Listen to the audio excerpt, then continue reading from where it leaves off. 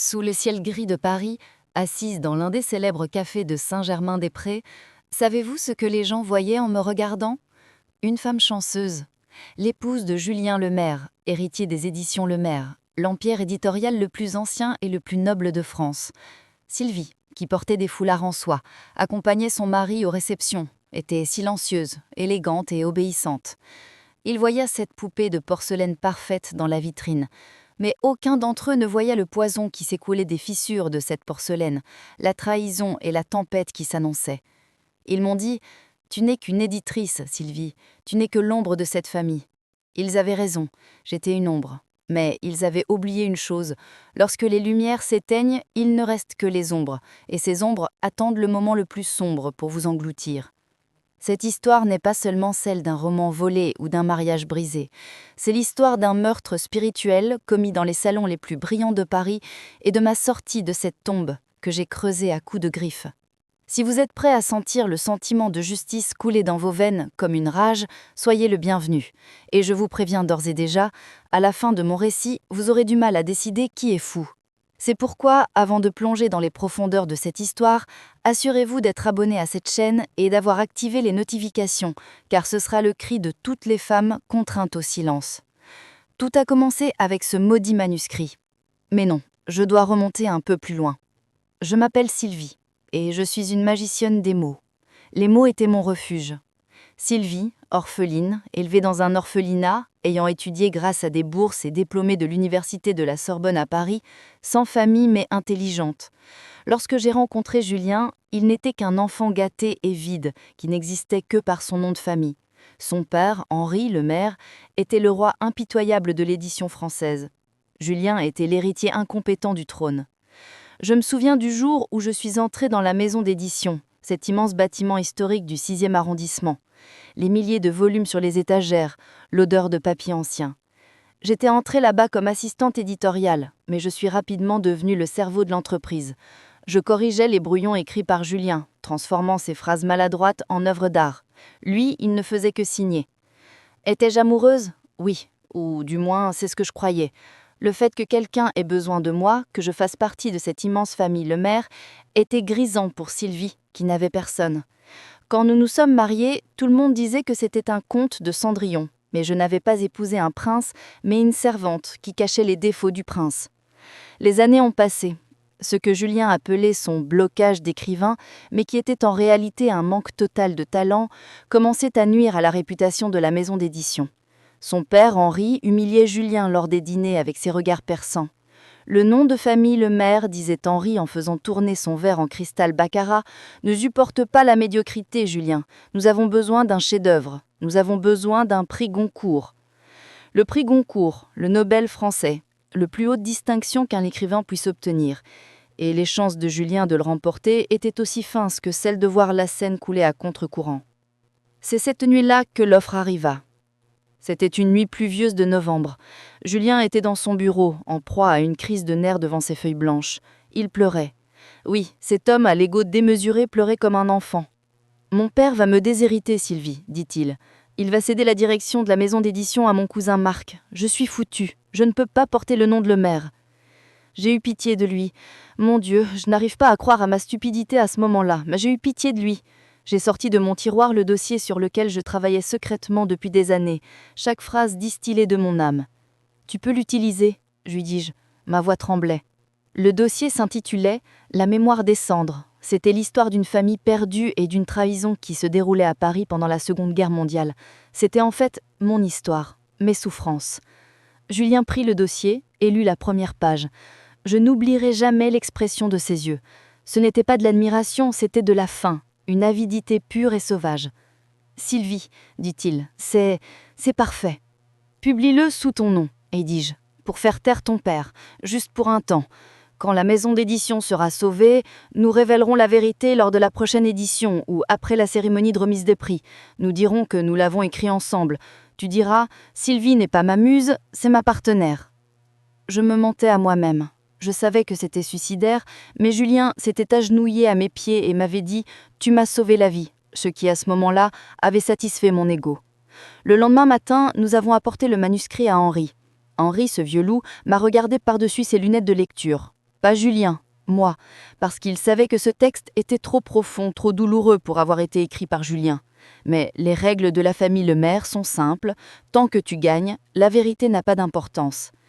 Extraordinaire, dit Henri. Ce livre va bouleverser la France. Mais il s'interrompit et me fixa de ses yeux bleus glacés. Ce livre doit avoir un seul auteur, Julien Lemaire. Les bouquins à double signature perturbent le jury du Goncourt. Cela réduit leur impact. Je voulus protester, mais vous aviez promis, voulus-je dire. Julien me prit la main et la serra si fort que j'eus mal au doigt. « Seulement jusqu'à ce que nous ayons reçu le prix, mon amour, me murmura-t-il à l'oreille. Je te le promets, le soir de la remise des prix, quand je monterai sur scène, tout le monde découvrira qui est le vrai auteur, ma femme, mon génie. Ce sera notre secret, notre victoire. » Et j'ai bu ce doux poison. D'accord, jusqu'à la cérémonie de remise des prix seulement. Le livre a été publié, et il a connu un succès bien plus grand que prévu. La mémoire des cendres est devenue un phénomène en France. Les critiques ont titré « Le roman du siècle » et ont proclamé Julien le nouveau Proust, le Victor Hugo moderne. Émissions de télévision, séances de dédicaces, radio, Julien était partout. Et moi, j'étais à la maison. Ou alors, lors des invitations, je restais un peu en retrait dans le rôle de l'épouse qui soutient son mari avec un petit sourire. La première fissure est apparue 3 mois après la sortie du livre, dans une interview accordée au journal Le Monde. Le journaliste a demandé « Comment avez-vous pu écrire de manière aussi réaliste un personnage féminin aussi profond, une figure maternelle, monsieur Lemaire ?» Julien a ri. Il a affiché son sourire confiant et arrogant. « Je pense avoir découvert mon côté féminin », a répondu-t-il. « C'est entièrement le fruit de mon imagination. Parfois je me réveille la nuit et j'entends les personnages me murmurer à l'oreille. C'est une symphonie de solitude. » Une symphonie de solitude. J'avais écrit ces lignes en pleurant la perte de mon bébé. Cette figure maternelle était ma mère que je n'avais jamais connue. Je suis restée figée devant la télévision. À ce moment-là, j'ai senti quelque chose en moi se briser comme du verre très fin. Quand il est rentré à la maison le soir, il a sabré le champagne. Il était ivre, ivre de victoire. « Pourquoi n'en as-tu pas parlé ?» lui dis-je calmement. « Tu n'as même pas dit ma femme qui m'inspire, Julien. Tu as dit la solitude. » « Oh, Sylvie, encore du drama, dit-il en agitant sa main. C'est une stratégie marketing, c'est ce que voulait mon père. L'image de l'écrivain mystérieux se vend bien.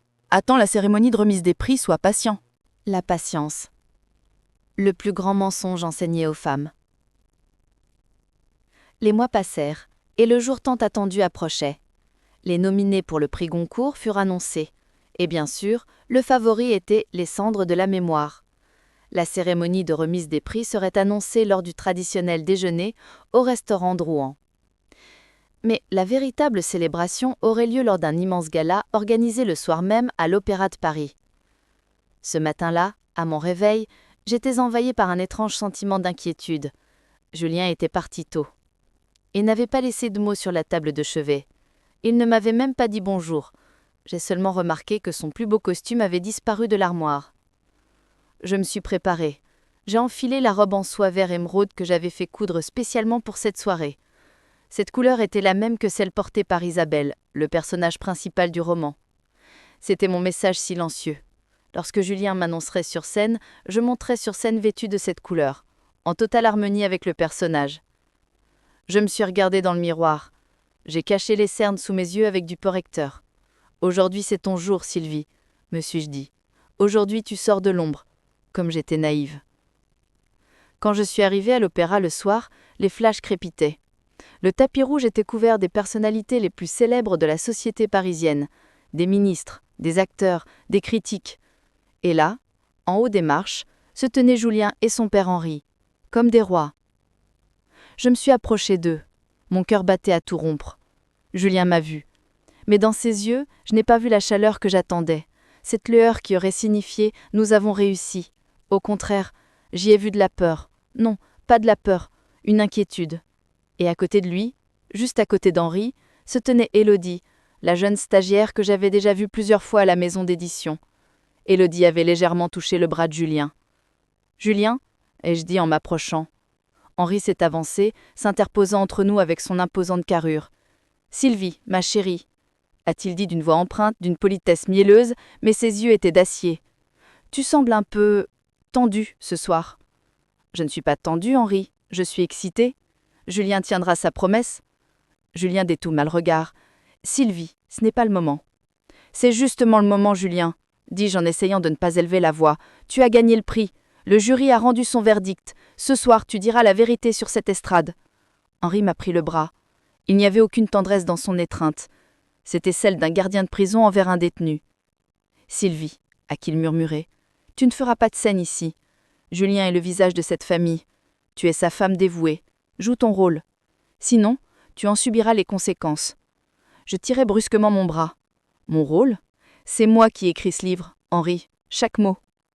Quelques têtes se sont tournées vers nous. Henri a souri, affichant son sourire factice qui disait « Tout va bien ». Puis, il s'est penché vers mon oreille et m'a murmuré la phrase qui allait changer ma vie à jamais. « Personne ne te croira, ma chérie. Tu n'es rien. Tu n'es qu'une femme instable qui vit dans un monde imaginaire. Et nous essayons de te protéger. » Déséquilibré, le sang m'est monté à la tête. Je me suis tournée vers Julien. « Tu vas laisser faire ça ? Tu sais que c'est moi qui ai écrit ça. » Julien m'a enfin regardé dans les yeux. Et à ce moment-là, j'ai compris que mon mari était mort. L'homme qui se tenait devant moi n'était plus qu'une coquille vide. « Sylvie, » a dit Julien d'une voix glaciale, « tu es très fatiguée. Peut-être que... Tu rêves ? C'est moi qui ai écrit ce livre. Tu n'as que tapé à la machine. » Le monde s'est mis à vaciller sous mes pieds. J'avais l'impression que l'énorme lustre de l'Opéra de Paris allait me tomber dessus. Il ne menaçait pas seulement de me voler mon travail, il m'accusait d'avoir perdu la raison.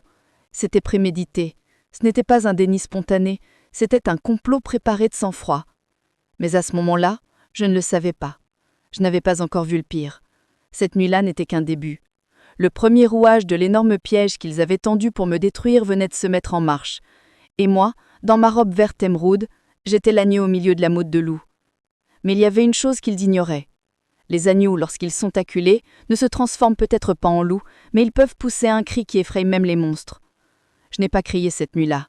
Je me suis contentée d'observer. Et j'ai gravé tout cela dans ma mémoire. Tout comme le titre de mon livre. La mémoire des cendres ne s'efface jamais. C'est ainsi que tout a commencé. Et ce que vous allez entendre dans un instant est la preuve de la façon dont on a tenté de rendre une femme folle, et comment, au milieu de cette folie, elle est née en tant que déesse de la vengeance. Si vous êtes prêts, avançons vers cette nuit maudite et les murs froids de la clinique. Mais avant cela, que feriez-vous si une telle injustice vous arrivait ? Partagez vos commentaires avec moi. Resteriez-vous silencieux ou vous enflammeriez-vous ? En descendant les somptueux escaliers de l'opéra, je ne ressentais pas de la colère, ni de la honte. Ce que je ressentais, c'était de la pure horreur, car les gardes de corps d'Henri Lemaire, ces hommes imposants, m'avaient saisi par les bras avec douceur, mais avec une force inébranlable. Savez-vous, pour quelqu'un qui regardait de l'extérieur, cette scène ressemblait à quoi ? À une famille inquiète venant en aide à une femme en pleine crise. Henri s'est tourné vers la foule et a revêtu son masque paternel. Ce fichu masque, désolé. « S'il vous plaît, disait-il au journaliste, la voix tremblante, ma femme est un peu malade. L'excitation de cette soirée l'a bouleversée. Respectez notre vie privée. » Il ment, avais-je envie de crier. Mais dès que j'ouvris la bouche, Julien apparut à côté de moi. Faisant semblant de m'essuyer le face avec son mouchoir, il se pencha vers mon oreille. « Si tu dis un mot de plus, me dit-il, d'une voix sifflante, je te ridiculiserai à tel point que tu ne pourras plus être écrivain ni même caissière à Paris. Monte dans la voiture. » Les flashs crépitaient. Chacun d'eux était comme une balle s'y transperçait mon âme. On m'a fait monter dans une limousine noire aux vitres teintées. Julien s'est assis à côté de moi. Henri a pris place à l'avant. Les portes se sont verrouillées. Et à ce moment-là, alors que les rues scintillantes de Paris défilaient, j'ai compris que nous n'allions pas chez moi. Cette route ne mène pas à Saint-Germain, ai-je dit. Ma voix était plus calme que je l'aurais cru. Julien n'a pas répondu. Il faisait semblant de s'occuper de son téléphone, mais je voyais ses doigts trembler. « Où allons-nous, Henri ?» ai-je demandé à l'avant. Henri m'a regardé dans le rétroviseur. Son regard n'avait plus rien d'un rôle. Il n'y avait plus qu'une froide détermination. « Tu as besoin de repos, Sylvie. On t'emmène loin de la ville pendant un peu de temps. Les médecins appellent cela le syndrome d'épuisement. Un peu d'air frais, quelques médicaments, tu vas te remettre.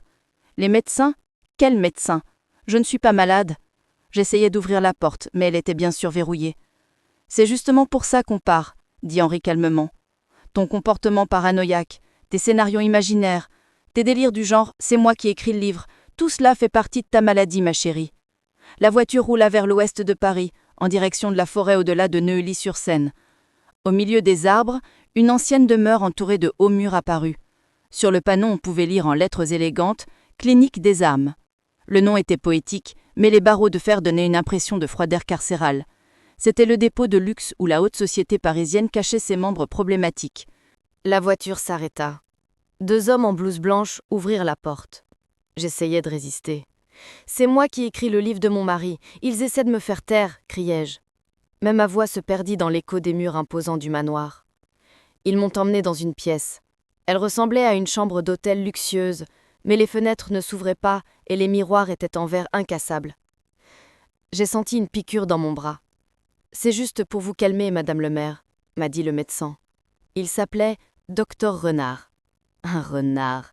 Comme son nom l'indiquait, c'était un homme au regard sournois. J'ai vu de mes yeux embrumés qu'il serrait la main d'Henri et que celui-ci lui tendait une épaisse enveloppe. Puis, le noir. Lorsque j'ai rouvert les yeux, je ne savais pas combien de jours s'étaient écoulés. Le temps avait perdu tout son sens dans cette chambre blanche. J'avais une terrible sensation de lourdeur dans la tête et un goût métallique dans la bouche. Des médicaments. Ils m'avaient drogué. La porte de la chambre s'est ouverte. Julien est entré. Il ne portait pas le smoking de la veille, mais un pull en cachemire confortable. Il était détendu, comme s'il venait prendre son petit déjeuner du dimanche. Mais ses yeux étaient fatigués. « Tu es réveillé ?» dit-il.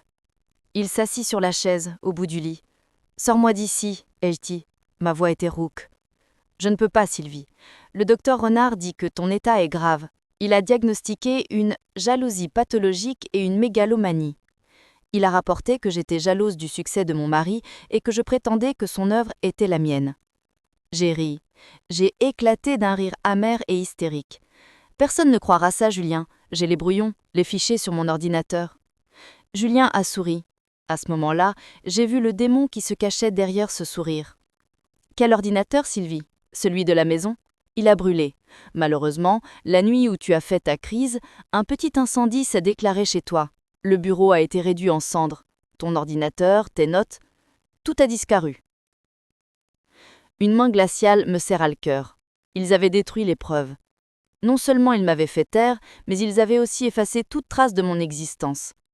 Et les emails, ai-je demandé dans un dernier espoir. Les brouillons que je t'ai envoyés.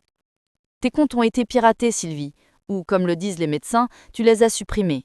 Qui sait ? Il s'est levé et s'est approché de mon lit. Il s'est penché vers mon visage. Son haleine sentait la menthe. « Écoute, j'ai une proposition à te faire. Tu peux sortir d'ici. » « Comment ? » Il a sorti un papier de sa poche. Une décharge. « Tu vas signer ça. Tu reconnaîtras que tu n'es pas saine d'esprit, que ce que tu as dit lors de la cérémonie de remise des prix était un délire, et que tu renonceras à tous tes droits sur la mémoire des cendres. En échange, nous t'achèterons un petit appartement en dehors de Paris. Tu mèneras une vie tranquille. Une fois ton traitement terminé, bien sûr. » Je regardais le papier. À ce moment-là, j'ai eu envie de cracher au visage de Julien, mais je ne le fis pas. Car à cet instant, je me souvenais d'une phrase que mon père m'avait apprise des années auparavant.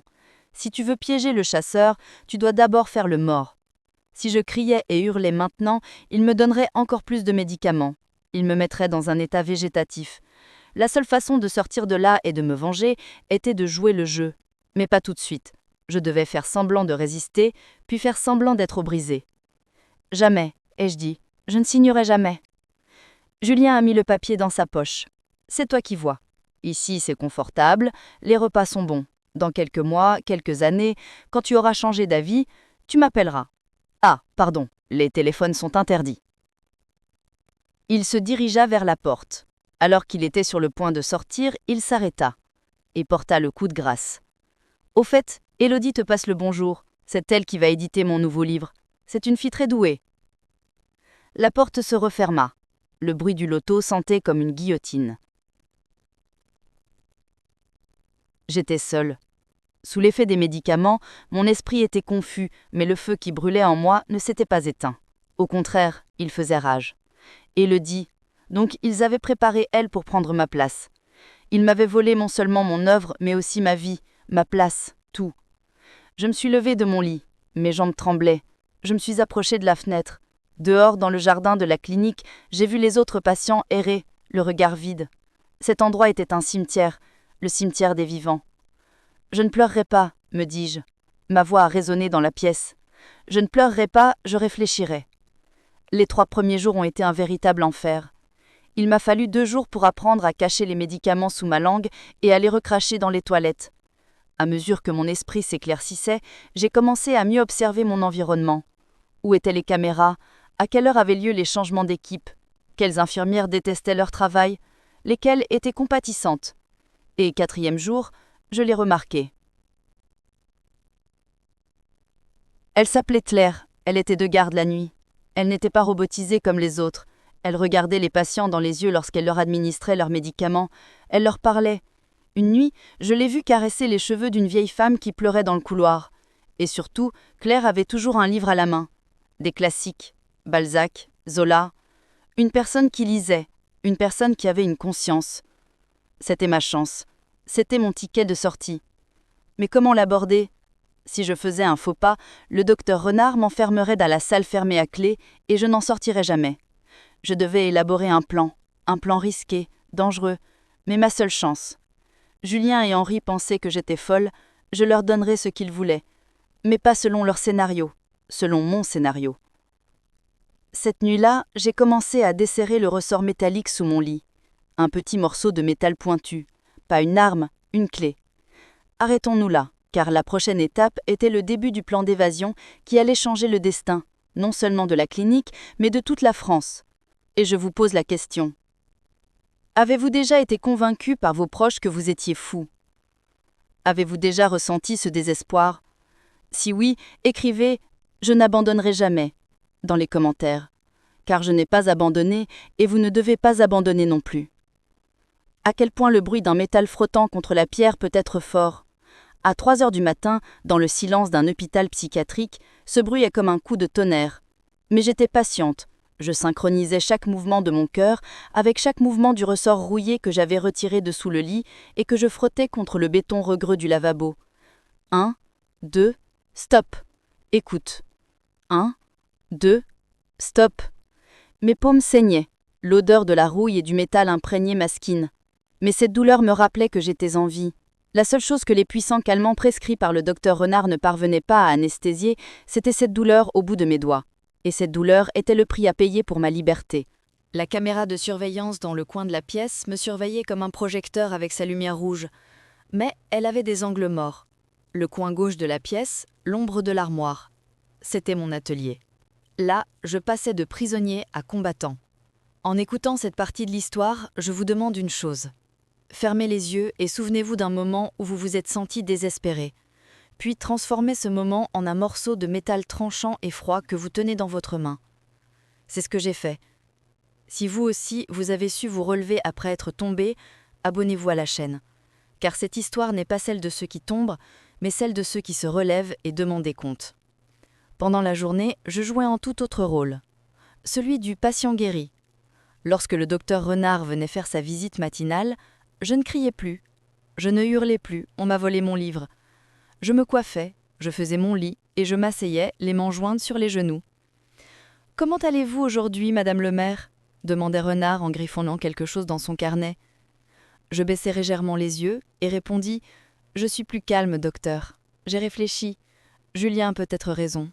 Peut-être me suis-je laissé emporter. J'ai tellement vécu avec lui que j'ai cru que c'était moi qui avais écrit ces textes. » Un sourire de victoire dégoûtant apparaissait sur les lèvres de Renard. « C'est un grand progrès, disait-il. Accepter, c'est le premier pas vers la guérison. Vous vous libérez de cette illusion créée par votre ego. » En sortant de cette pièce, j'avais du mal à retenir la bile qui montait dans ma gorge. L'illusion de mon ego. Pourtant, mon esprit fonctionnait bien mieux que son diplôme coûteux. Je lui donnais le mensonge qu'il voulait entendre afin qu'il baisse sa garde, qu'il relâche ses mesures de sécurité. Et cela fonctionnait. Le nombre de gardes à la porte avait été réduit à 2. Les contrôles nocturnes s'étaient espacés. Mais mon véritable objectif était autre. Claire. Cette nuit-là, j'ai fait le pas le plus risqué de mon plan. Quand Claire est entrée dans la chambre, je n'étais pas en train de dormir, j'étais assis près de la fenêtre. Elle avait encore un livre à la main. Mais cette fois, ce n'était pas Balzac. Quand j'ai vu la couverture, j'ai senti mon souffle se couper. La mémoire descendre. Mon livre. Mon âme. Il était entre ses mains. Je m'adossai contre le mur et commençai à parler pendant que Claire posait le plateau de médicaments. Mais je ne la regardais pas. Je regardais par la fenêtre, vers la forêt sombre. Isabelle savait que lorsqu'elle regardait la scène, l'eau ne reflétait pas seulement son image, mais aussi les fantômes du passé. Car les fleuves n'oublient pas, les hommes oublient, mais les fleuves jamais. Un silence de mort s'est installé dans la pièce. J'ai entendu le bruit du flacon de médicaments qui heurtait le plateau. Claire était figée. Je me suis lentement tournée vers elle, ses yeux étaient écarquillés. « D'où » murmura-t-elle. « Je n'en suis pas encore à cette page. C'est le dernier paragraphe de la page. » Je souris. Mais ce n'était pas le sourire d'une femme folle, c'était le sourire d'un écrivain, d'un créateur qui connaissait son œuvre. Parce que quand j'ai écrit cette phrase, il pleuvait dehors, et j'étais sur le point de déchirer le 3e brouillon. J'avais d'abord écrit « les pierres » à la place des rivières. Mais ensuite j'ai décidé que les rivières étaient plus impitoyables. Claire pressa le livre contre sa poitrine, les mains tremblantes. C'est impossible. À la télévision, il raconte comment Julien Lemaire a écrit ce livre dans une retraite, son enfance, sa maison au bord de la rivière. Julien ne sait pas nager, Claire. Il a peur de l'eau. Il ne peut pas écrire ces descriptions. Mais moi je peux. Parce que c'est moi qui ai grandi au bord de la rivière. C'est moi qui observais la rivière derrière l'orphelinat. Claire recula d'un pas. Vous êtes malade. Le docteur Renard a dit que... Le docteur Renard est payé par la famille Lemaire, l'interrompis-je. Je me suis levée et fis un pas vers elle. Pas pour l'effrayer, mais pour qu'elle comprenne. Claire, tu es une femme intelligente. Je sais que tu observes. Tu vois la différence entre moi et les autres patientes ici. Je ne suis pas folle. Je suis juste une femme très douée qui a fait confiance à un homme très mauvais. Claire regardait la porte avec hésitation. Si elle appuyait sur le bouton d'alarme, tout serait fini. On m'enfermerait au sous-sol et je ne reverrais plus la lumière du jour. C'était un pari risqué. « Tu n'as pas obligé de me croire, » dis-je en adoucissant ma voix. « Fais juste un test. Regarde les infos demain soir. Julien donnera probablement une nouvelle interview. Demande-lui de parler de la métaphore du papillon bleu à la page 142 du livre. Il ne pourra pas répondre. Parce que j'ai ajouté ce passage à la dernière minute et Julien n'a même pas lu la version finale du manuscrit. Il n'a lu que le support à l'oral. » Claire est sortie de la pièce sans rien dire. Elle a verrouillé la porte. Je n'ai pas pu dormir cette nuit-là. J'avais fait mon pari. Soit je gagnais, soit je perdais tout. Le lendemain soir, Claire est arrivée, le visage livide. Elle n'avait pas le plateau de médicaments. Elle a sorti un morceau de journal plié de sa poche. Elle l'a posé sur mon lit. Elle a participé à une émission de radio aujourd'hui, dit Claire, la voix tremblante. Le présentateur lui a posé une question. Il lui a demandé la signification des papillons bleus. Qu'a-t-il répondu ? Demandai-je, même si je connaissais déjà la réponse. Il est resté silencieux, puis il a changé de sujet. Il a dit « Je laisse le soin au lecteur d'interpréter cela ». Claire me regarda. Dans ses yeux, il n'y avait plus de peur, mais un mélange de respect et de colère. « Je vous crois, Madame le maire. » À ce moment-là, l'atmosphère de la pièce froide changea. Je n'étais plus seule. « Appelez-moi Sylvie, dis-je. Et j'ai besoin de votre aide, Claire. Je dois sortir d'ici. » Claire secoua la tête. « Impossible. La sécurité est trop stricte. Il y a des serrures à code sur la porte principale, des détecteurs de mouvement sur les murs du jardin. Je ne sortirai pas par la porte principale. J'ai sorti le morceau de métal que j'avais caché sous le lit. J'ai juste besoin d'une information. Où sera Julien ? Dans un lieu public, retransmis en direct, d'où il ne pourra pas s'échapper. » Claire réfléchit. « Jeudi, dit-elle. C'est-à-dire dans 2 jours. Il sera l'invité de l'émission La Grande Librairie. C'est la fin de la saison. L'émission est en direct. Toute la France la regardera. Le thème, l'honnêteté dans la littérature. » Je me suis retenue de rire. L'honnêteté dans la littérature. L'ironie de Dieu était vraiment formidable. Julien allait parler d'honnêteté avec le livre qu'il avait volé. « Jeudi, dis-je. Nous avons 2 jours. Claire, je sais que tu ne peux pas me donner ta carte d'accès, mais tu peux me dire à quelle heure la buanderie vide ses poubelles ? Sylvie, c'est de la folie. Si tu te fais prendre... Si je me fais prendre, je dirais que je ne te connais pas. Mais si je réussis... Si je réussis, Claire, ce ne serait pas seulement ma victoire. Tu seras aux premières loges pour assister à la chute de cet homme, de cet empire arrogant. Et je te promets que je ne laisserai pas des gens honnêtes comme toi être écrasés par ce système. » Claire prit une profonde inspiration. Elle plongea la main dans sa poche et en sortit un petit porte-clés magnétique. C'est la clé de secours de l'ascenseur de service au sous-sol. Le système est désactivé uniquement entre 3h et 3h15 du matin, lorsque le camion poubelle arrive. Tu as 15 minutes. Lorsque je pris la clé dans ma main, sa froideur me procura la sensation la plus chaleureuse du monde, l'espoir. Merci, dis-je. Va et détruis-le, m'a répondu Claire. La lueur dans ses yeux était identique à celle qui brûlait en moi. J'avais désormais un plan, une arme, ce morceau de métal et mon intelligence, et un objectif. Jeudi soir, le plus grand scandale de l'histoire littéraire française allait éclater. Mais avant cela, je devais passer par cette fenêtre mortelle de 15 minutes. Cette nuit-là, j'ai fait mes derniers préparatifs. Les notes que j'avais cachées sous ma robe, les discours que je répétais dans ma tête, et la rage qui m'envahissait chaque fois que je pensais au sourire hypocrite de Julien. Le jeudi soir est arrivé. Il y avait une tempête dehors. Même le ciel était de mon côté. Le bruit de la pluie couvrirait le bruit de mes pas. Il était 2h55. Je me suis levée de mon lit. J'ai commencé à forcer silencieusement la serrure de la porte avec le morceau de métal que j'avais façonné après des jours d'efforts. Clic. La porte s'est ouverte. Le couloir était vide. Je fis un pas dans l'obscurité. Il n'y avait pas de retour en arrière possible. Soit j'atteindrais ce studio et je crierais la vérité, soit je mourrais entre ces murs, réduite à une simple statistique. Mais laissez-moi vous dire une chose. Quand vous prenez à une femme sa vie, son travail et son honneur, vous ne lui laissez plus rien à perdre. Et une femme qui n'a plus rien à perdre est la créature la plus dangereuse au monde. Au bout du couloir, la lumière de l'ascenseur clignotait. Mes 15 minutes avaient commencé. Pensez-vous que je vais réussir ? Ou les gardes du docteur Renard vont-ils m'attraper devant cet ascenseur ? Continuez à écouter attentivement pour être témoin de cette fuite pleine de suspense. Et n'oubliez pas que, parfois, votre meilleur allié est un inconnu qui croise votre chemin à un moment où vous ne vous y attendez pas. Écrivez dans les commentaires « Qui est votre Claire ?» La moquette du couloir étouffait mes pas, mais elle ne pouvait pas étouffer les battements de mon cœur. C'était comme si un tambour résonnait dans ma poitrine et que toute la clinique pouvait l'entendre. Il était 3h02. Comme l'avait dit Claire, il ne restait que 13 minutes avant le redémarrage du système. J'avançais en frottant les murs. En tournant au coin devant moi, j'ai vu l'un des gardes de nuit assopi à son bureau. Sur son bureau, il y avait un sandwich à moitié mangé et un journal sportif ouvert. Ces détails simples et enviables d'une vie normale. À ce moment-là, j'aurais tout donné pour être à la place de cet agent de sécurité et mener la vie la plus ennuyeuse du monde. Mais j'étais Sylvie Lemaire, ou du moins, j'allais bientôt le devenir. Et l'ennui ne faisait pas partie de mon destin. Quand j'arrivais à l'ascenseur, mes mains tremblaient. J'approchais le badge magnétique que Claire m'avait donné du lecteur. Une lumière rouge. Je retins mon souffle. 1 seconde, 2 secondes, vert. Les portes de l'ascenseur s'ouvrirent silencieusement, comme le soupir d'un vieux patient. Je m'y glissais. J'appuyais sur le bouton, -2. Sous-sol, local poubelle.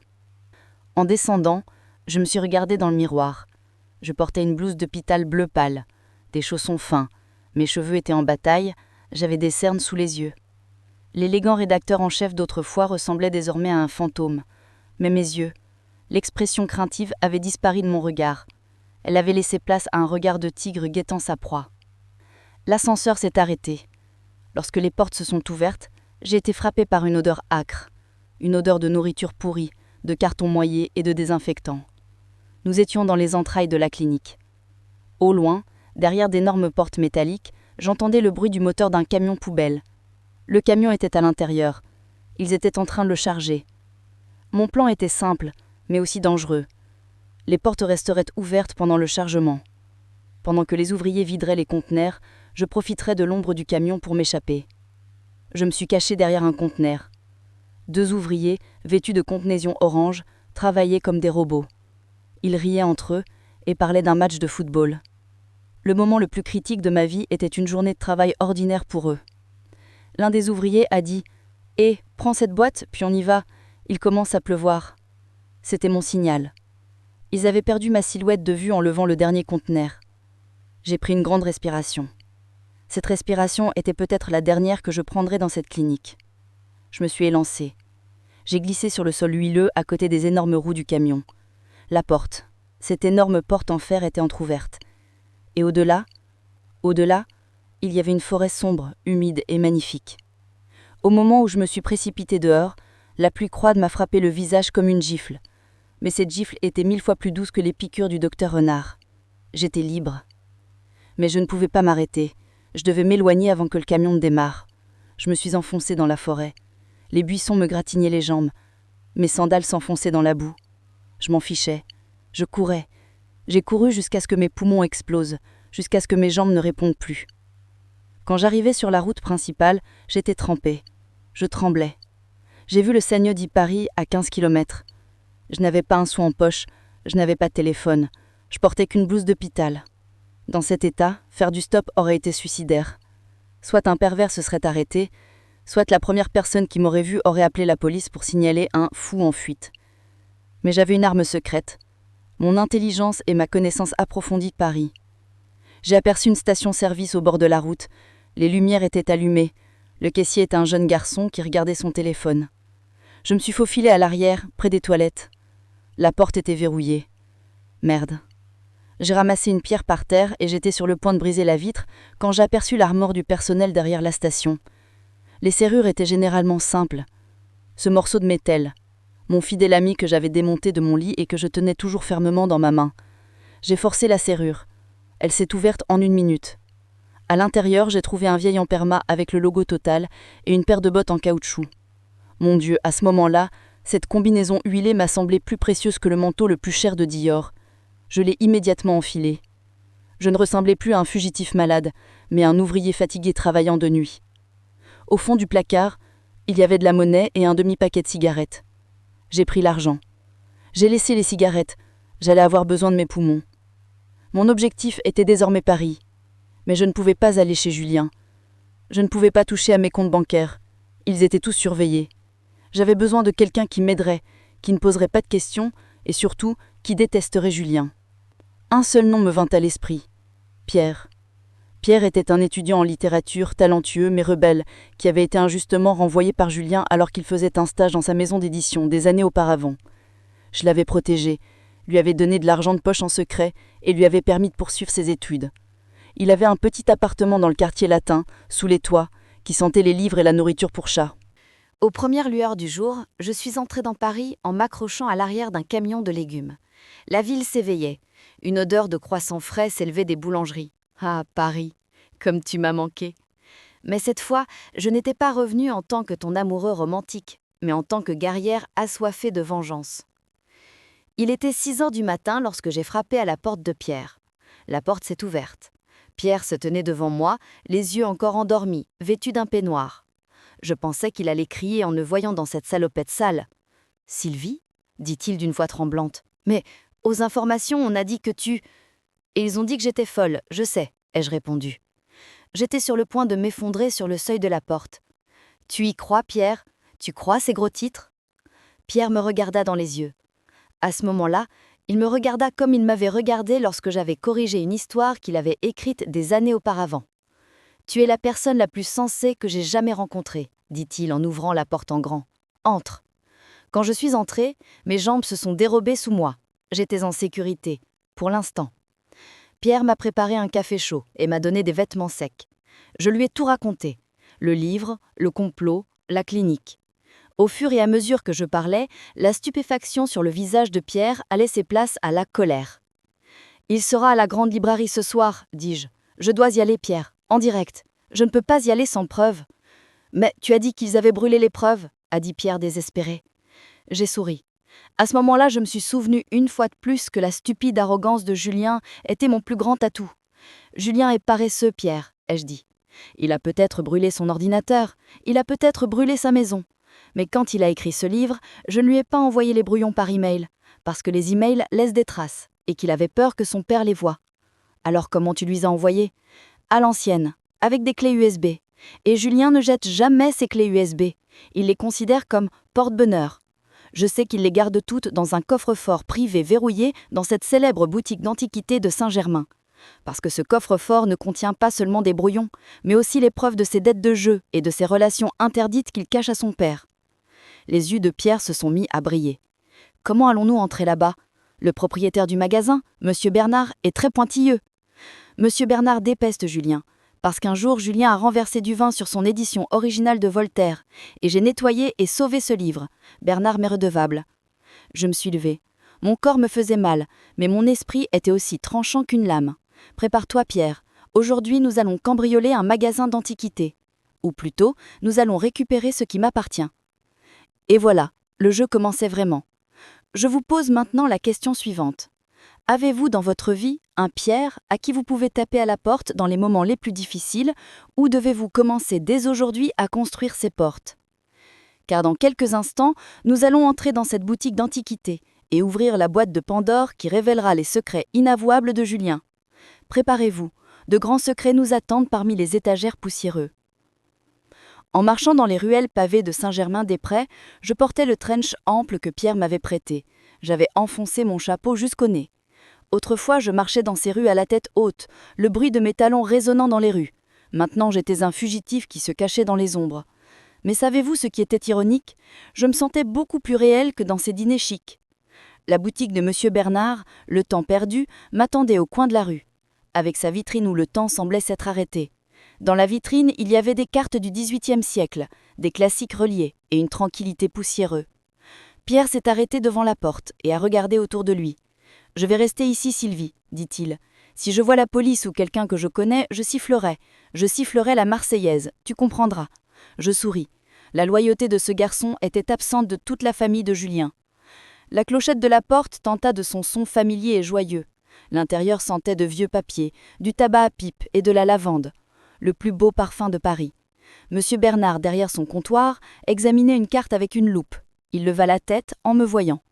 Il baissa ses lunettes sur le bout de son nez. Il ne lui fallut pas une seconde pour me reconnaître malgré mon apparence et mon visage fatigué. « Sylvie ?» dit-il d'une voix grave et paternelle. « Dans les informations, on dit que… » « Je sais, Bernard, ils disent que je suis folle. On m'a enfermée dans une clinique. » Monsieur Bernard posa lentement sa loupe sur la table. « La famille Lemaire, murmura-t-il, comme s'il avait un goût amer dans la bouche. Ton mari, ce snob, et son père, ce renard. Je savais qu'ils allaient te détruire, ma fille. Mais je ne pensais pas qu'ils iraient aussi loin. J'ai besoin de ton aide, Bernard. Le coffre-fort de Julien. » Monsieur Bernard poussa un profond souffle. Il sortit une clé de sous le comptoir, mais il ne me l'attendit pas. Il me regarda dans les yeux. « Julien a loué ce coffre-fort, Sylvie. La confidentialité des clients est sacrée pour moi. Un antiquaire emporte ses secrets dans la tombe. » Mon cœur a cessé de battre. Bernard, ma vie est dans ce coffre-fort. J'ai écrit ce roman, et il y a des preuves dans ce coffre-fort. Si je ne peux pas les récupérer, on me renverra dans cette clinique, et on me droguera le cerveau. Je ne pourrai plus jamais écrire. Une hésitation apparut sur le visage de Bernard. À ce moment-là, il me regarda comme il m'avait regardé lorsque j'avais corrigé une histoire qu'il avait écrite des années auparavant. « Tu es la personne la plus sensée que j'ai jamais rencontrée, » dit-il en ouvrant la porte en grand. « Entre. » Quand je suis entrée, mes jambes se sont dérobées sous moi. J'étais en sécurité. Pour l'instant. Monsieur Bernard m'a préparé un café chaud et m'a donné des vêtements secs. Je lui ai tout raconté. Le livre, le complot, la clinique. Au fur et à mesure que je parlais, la stupéfaction sur le visage de Bernard a laissé place à la colère. « Cet homme, dit Bernard en serrant les dents, cet homme ne respecte pas les livres, il ne respecte pas les mots, et je vois qu'il ne respecte pas non plus la femme qui les a créés. » Il posa la clé sur le comptoir. « Va les chercher, je fais du thé à l'arrière. Je n'ai rien vu, je n'ai rien entendu. »« Merci, dis-je les yeux en larmes, je n'oublierai jamais ça. » Je me suis dirigée vers l'arrière de la boutique, dans ce couloir d'oin. Les murs étaient recouverts de livres. Au bout du couloir, cachés derrière des panneaux de bois, se trouvaient ces anciennes coffres couverts de laiton. Le numéro 14, le chiffre porte-bonheur de Julien. J'ai inséré la clé dans la serrure. Le bruit de métal froid, plutôt qu'un bruit de porte de prison, ressemblait à celui d'un coffre à trésor. Clic. J'ai ouvert le couvercle. L'intérieur était comme un reflet de l'âme pourrie de Julien. Des liasses de billets, probablement gagnés au jeu ou volés. Quelques titres de propriété. Des photos compromettantes avec Élodie. Tout cela aurait pu le détruire. Mais ce n'était pas ce que je cherchais. Cela ne faisait que le rendre immoral. Je devais le dénoncer comme un voleur. Et là, tout au fond, dans une petite boîte en velours, se trouvaient 3 clés USB argentées. Elles étaient étiquetées de mon écriture. Brouillon 1, brouillon 2, correction, version finale. Je les ai prises avec des mains tremblantes. Ce n'étaient pas seulement des données, c'étaient mes nuits blanches, mes larmes, mes rires. C'était mon âme. Je les ai mises dans ma poche. Alors que j'étais sur le point de fermer le coffre, j'ai aperçu une enveloppe coincée au fond. Elle portait la mention « Urgent, à remettre à Henri ». Ma curiosité l'emporta et j'ouvris l'enveloppe. En lisant le document qui s'y trouvait, j'ai senti mon sang se glacer. Ce n'était pas seulement un vol de roman, c'était un meurtre prémédité. Le document était un faux rapport rédigé par le docteur Renard. La date indiquée remontait à 2 semaines avant mon admission à la clinique. Ils avaient donc prévu de m'interner avant même la cérémonie de remise des prix. Le rapport disait « La patiente Sylvie Lemaire présente des symptômes de schizophrénie héréditaire. Si elle ne répond pas au traitement médicamenteux, elle devra être placée sous surveillance permanente avec l'accord de son tuteur légal, Julien Lemaire, et des interventions chirurgicales, y compris une lobotomie, devront être envisagées. » Une lobotomie. Il ne voulait pas seulement me faire taire, il voulait me réduire à l'état végétatif. Il voulait faire de moi un mort-vivant. À ce moment-là, le dernier soupçon de pitié qui me restait s'est évanoui. Si je n'allais pas dans ce studio ce soir-là, si je ne les détruisais pas en direct, ils allaient vraiment me détruire. Ce n'était plus une guerre d'honneur, c'était une guerre pour la survie. J'ai pris l'enveloppe. Ce document allait entraîner le docteur Renard dans le même bourbier. J'ai fermé le coffre-fort. Je suis retournée à l'avant du magasin. Bernard m'attendait avec 2 tasses de thé à la main. Il avait compris à mon expression la gravité de ce que j'avais découvert. « C'est grave ?» demanda-t-il. « Bien pire que ce que tu imagines, Bernard, » répondis-je. « Même le diable en tirerait une leçon. » Bernard s'approcha de moi et posa sa main sur mon épaule. « Alors vas-y, Sylvie, va leur montrer que la plume est plus forte que l'épée. Cette boutique te sera toujours ouverte. » Quand je suis sortie, Pierre ne sifflait toujours pas, ce qui signifiait que la voie était libre. « Tu l'as pris » murmura-t-il. Sentant le poids des clés USB et de cet horrible rapport dans ma poche, j'ai hoché la tête. « Je l'ai, Pierre, et maintenant on va leur mettre le feu au studio. » Il était 17h. La grande librairie serait diffusée en direct à 20h30. Le studio se trouvait dans le bâtiment de France 5, sur l'autre rive de la Seine. Mais nous avions un problème. Je ne pouvais pas entrer là-bas dans cet état, avec mon trench coat et mes cheveux en bataille. La sécurité ne m'aurait même pas laissé passer la porte. Je devais entrer là-bas comme une reine debout, droite, qui ne s'effondre pas. « Pierre, » j'ai dit en plissant les yeux, « ton amie Sophie du club de théâtre, tu sais, celle qui est costumière, elle travaille toujours dans cet atelier à Bastille ?»« Oui, » répondit Pierre en souriant, devinant mes pensées, « et je sais qu'elle a de super pièces. »« Parfait, » dis-je, parce que j'ai besoin d'une armure pour ma performance de ce soir. Nous avons sauté dans un taxi. Je ne pouvais plus me cacher, je ne pouvais plus m'enfuir. La boîte de Pandore était ouverte, et la tempête qui s'en échappait venait engloutir Julien Lemaire. Maintenant, je vous pose la question suivante. Si vous appreniez que quelqu'un a tenté de vous voler votre vie, non seulement votre carrière, mais aussi votre esprit, à quel point votre vengeance serait-elle froide ? Vous n'avez plus longtemps à attendre pour découvrir la mienne, car mon entrée dans ce studio restera dans les annales de l'histoire de la télévision française. Préparez-vous. Lumière, caméra et vengeance. Nous étions dans les ruelles de la Bastille, au 3e étage d'un vieil immeuble en briques. L'atelier de Sophie était un empire chaotique, rempli de tissus en soie, de mannequins inanimés et de costumes inachevés. Mais pour moi, c'était un arsenal. Sophie m'a regardé en mâchant des épingles à nourrice. Pierre lui avait résumé la situation. C'est une fugitive, elle est en colère et elle doit passer en direct ce soir. Sophie cracha les épingles sur la table. « Ils disent que tu es folle, ma chérie, » dit-elle, mais sa voix n'était pas critique, elle était admirative. « J'ai besoin d'une armure, Sophie. Je ne veux pas avoir l'air d'une femme victime. Je ne veux pas avoir l'air d'une épouse en larmes. Je dois porter quelque chose qui leur inspire uniquement de la peur quand ils me voient, du respect et de la peur. » Sophie a souri. Elle a ouvert une armoire et en a sorti un vêtement suspendu à un cintre. À cet instant-là, l'atmosphère de la pièce a changé. C'était un ensemble rouge, vif, rouge sang, une veste aux lignes épurées, masculine, mais aussi féminine, et un pantalon cigarette. Le chemisier en soie noire que je porterais en dessous équilibrait la sauvagerie de ce rouge. Je l'avais dessiné pour la pièce Lady Macbeth, mais l'actrice principale trouvait la couleur trop audacieuse. Oserez-vous le porter ? J'ai enfilé la veste, elle m'allait parfaitement aux épaules. Quand je me suis regardée dans le miroir, je n'ai pas vu cette femme fatiguée qui s'était enfuie de l'hôpital. Devant moi se trônait un phénix né de ses cendres. J'ai mis du rouge à lèvres, il était rouge lui aussi. J'avais mis mes couleurs de guerre. Cette couleur, dis-je à mon reflet dans le miroir, symbolise la perte de sang de la carrière de Julien Lemaire. Je vous pose la question suivante. Quelle est la différence entre la personne que vous voyez dans le miroir et celle que vous êtes obligé d'être ? Quelle couleur porteriez-vous pour combler cette différence ? Partagez votre réponse dans les commentaires. Quelle est votre couleur de pouvoir ? J'étais prêt. Pierre a appelé un taxi. Il était 17h11 lorsque nous sommes arrivés devant le bâtiment de France 5. L'émission allait commencer. Il y avait beaucoup de monde devant le studio. La sécurité était stricte. « Comment allons-nous entrer » demanda Pierre, en rongeant ses ongles avec inquiétude. « Ils vont donner l'alerte quand ils verront ton nom sur la porte. »« Nous n'entrerons pas par la porte, Pierre, » répondis-je. J'ai vérifié les clés USB et le faux rapport dans mon sac, ou plutôt dans l'ancien sac de Pierre. J'ai pris mon téléphone, celui de Pierre, et composé un numéro dans le répertoire.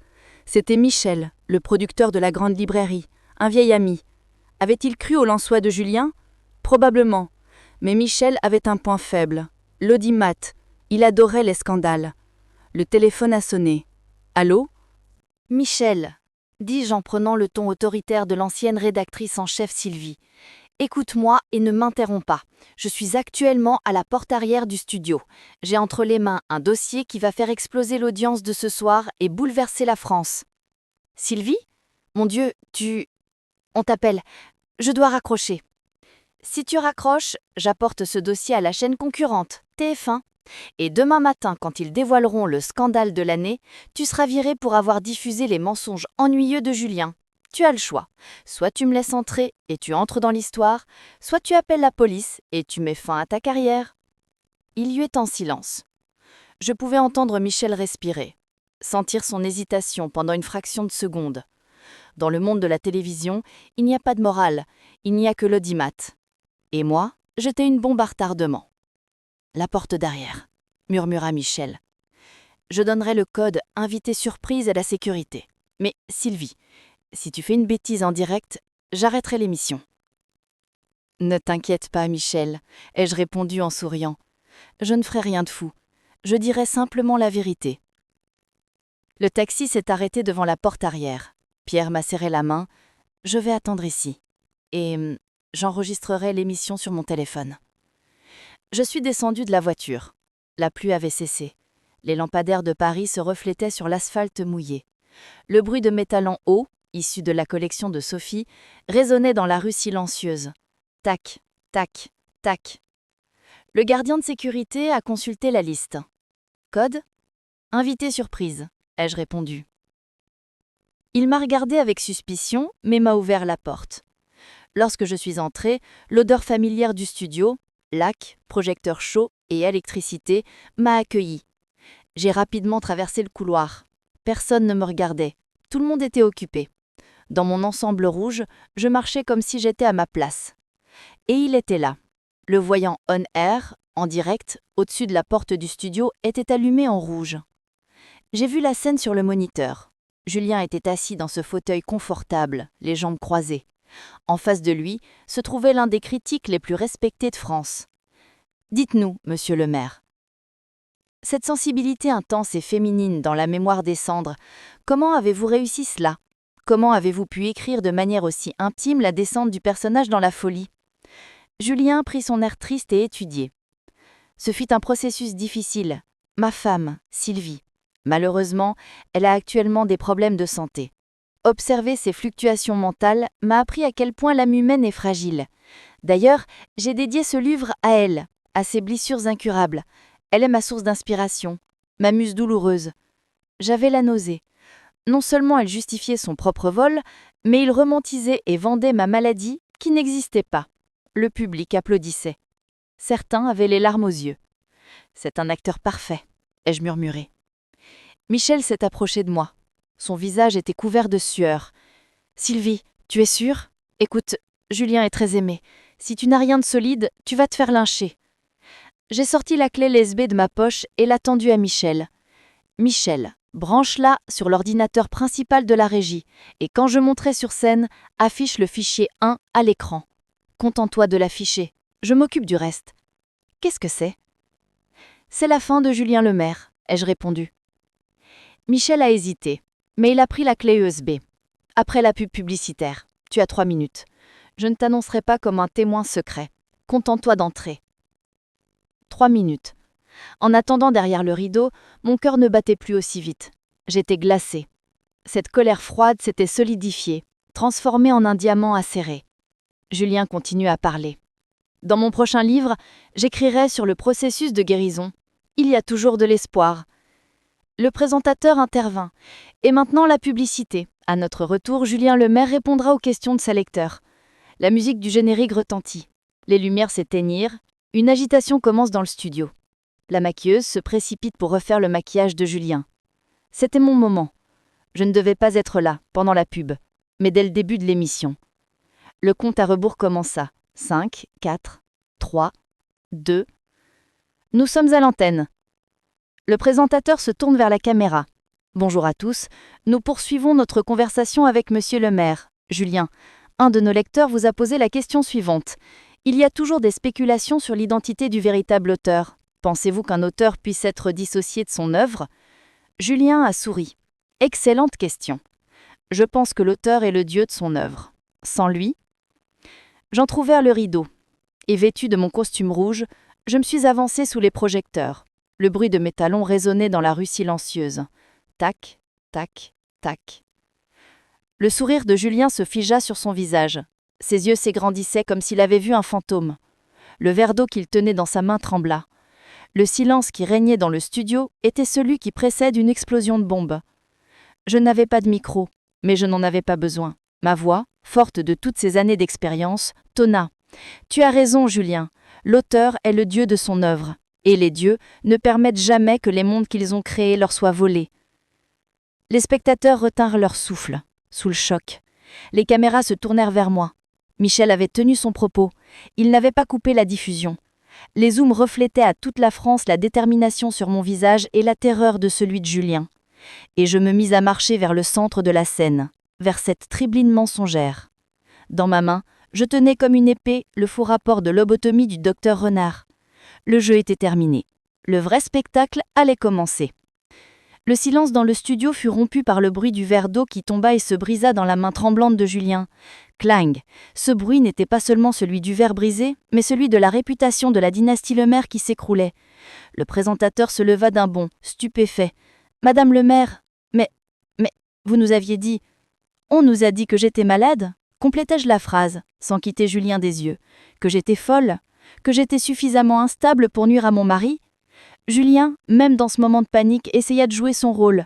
Il se leva, ouvrit les bras comme un mari attentionné et s'avança vers moi. « Sylvie, ma chérie, tu n'as pas pris tes médicaments. Tu n'es pas en sécurité ici. Viens, je t'accompagne en coulisses. » Je l'ai regardé dans les yeux.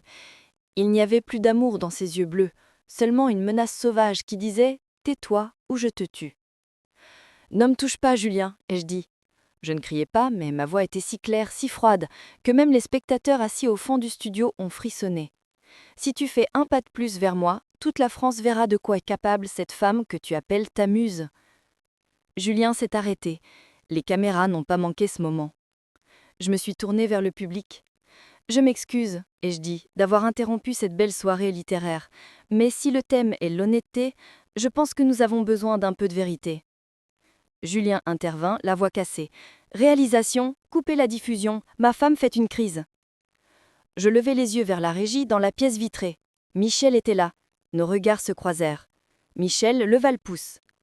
Il n'interrompait pas la diffusion. Au contraire, il s'apprêtait à diffuser sur l'écran principal les images contenues dans la clé USB que j'avais apportée. « N'aie pas peur, Julien, dis-je en souriant. Je ne fais pas de crise, je fais juste une correction. Tout à l'heure, tu parlais de cette symphonie de la solitude que tu ressentais en écrivant La mémoire des cendres. Mais je pense que tu as oublié certains détails techniques de cette symphonie. » Je levai la main et claquai des doigts. Une image apparut sur l'écran LED géant derrière nous. Il s'agissait d'une capture d'écran de l'onglet « Propriétés » d'un document Word. « Regardez, dis-je en pointant l'écran du doigt. Nom du fichier, La mémoire des cendres, Brouillon 1. Date de création 12 novembre 2018, heure 03h14. Auteur Sylvie Lemaire. Un murmure s'éleva dans la salle. Cela ne prouve rien, s'écria Julien, le visage rouge de colère. Tu as utilisé mon ordinateur, tu as effacé mes notes. Ah bon, dis-je. Et ça alors? Un deuxième document apparut à l'écran. Il s'agissait du célèbre paragraphe de la page 45 du roman. Mais dans la marge, il y avait des notes prises en mode suivi des modifications. C'était moi qui avais écrit ces notes. Julien, tu n'as pas compris la métaphore ici. Le papillon bleu ne symbolise pas l'espoir, mais la mort. Ne touche pas à mon texte, s'il te plaît. Tu te laissais des notes à toi-même pendant que tu corrigeais ton livre, Julien ? Demandai-je d'un ton moqueur. Ou bien ces notes étaient-elles destinées à un mari paresseux qui ne daignait même pas lire le brouillon ? Le présentateur serra le micro plus fort dans sa main. Son instinct de journaliste avait pris le dessus. Il se tourna vers Julien. « Monsieur le maire, avez-vous une réponse à apporter à ces documents ?» Julien transpirait. Les gouttes qui coulaient sur son front abîmaient le fond de teint coûteux. « Ce sont des faux !» s'écria Julien. « Cette femme est une menteuse manipulatrice, c'est pour ça que nous l'avons internée. »« Clinique !» dis-je en insistant sur le mot. Je sortis de ma poche cette horrible enveloppe froissée. C'était le grand final. Voler mon roman était un crime, mais essayer de me détruire, c'était un péché. « Oui, ils m'ont enfermé dans une clinique, dis-je, ma voix se mettant à trembler, non pas de peur, mais de colère. Savez-vous pourquoi ? Parce qu'ils savaient que j'allais dire la vérité à l'heure de la cérémonie de remise des prix, pour me faire taire. J'ai brandi l'enveloppe. C'est un rapport médical signé par le docteur Renard et Julien Lemaire. Il date d'il y a 2 semaines, avant ma crise. Tout était donc planifié. J'ai ouvert le document et j'ai lu cette maudite phrase. Des interventions chirurgicales, y compris une lobotomie, doivent être envisagées pour la patiente Sylvie Lemaire. Quelqu'un a crié dans le studio. Les spectateurs se sont levés. Lobotomie, j'ai répété. Mon mari voulait qu'on m'enlève une partie du cerveau simplement pour que son incompétence ne soit pas révélée. Le plus grand écrivain de France voulait transformer sa femme en légume. Julien s'est précipité vers moi. « Donne-me-la, c'est un mensonge !» Mais ce ne sont pas les agents de sécurité qui se sont précipités sur scène, mais un jeune homme parmi les spectateurs qui a poussé Julien. Puis d'autres. Le public ne voyait plus son héros, mais son monstre. Julien tomba à terre. Lui, Julien, toujours droit et arrogant, était à genoux devant mon équipe rouge. Il me regardait. Mais il ne pouvait plus me menacer. Il n'y avait plus que la destruction dans ses yeux. Je me suis penché vers lui.